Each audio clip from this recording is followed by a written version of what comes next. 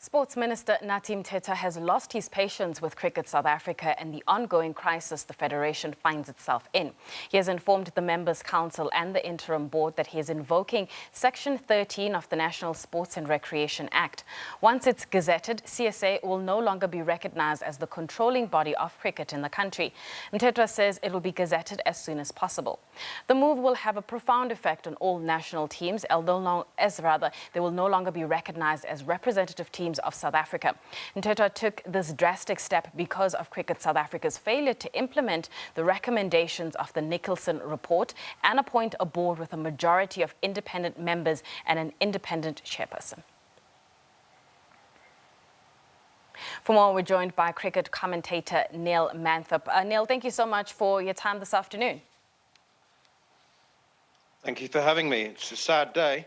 It is. I mean, take me through the implications this will have for the country in terms of the teams, the national teams at that as well. Well, if and when the the intervention is gazetted, as you say, the Proteas will no longer be the official representatives of Cricket South Africa on the field. That's the men's and the women's teams.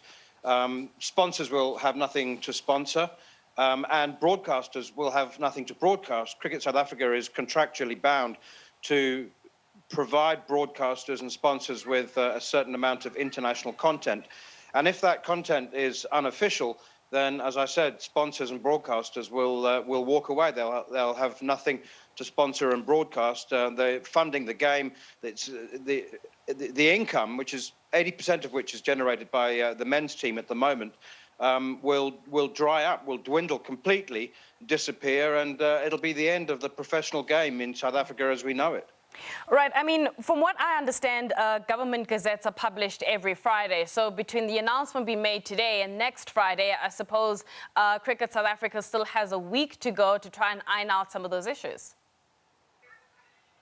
That's right. The minister has loaded his gun, but the trigger can only be pulled, as you said, next Friday. Now, the timing, I believe, is no accident. I mean, he sent the letter late last night, so the deadline for this Friday was missed.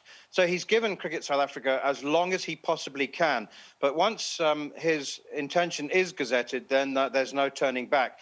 What Cricket South Africa have to do to avoid this crisis now is reconvene another special general meeting, at which they must, the Members' Council must reach a quorum of 75% and then adopt the redrafted Memorandum of Incorporation to, as you said, include a majority independent board of directors and an independent chair. So they've got 7 days.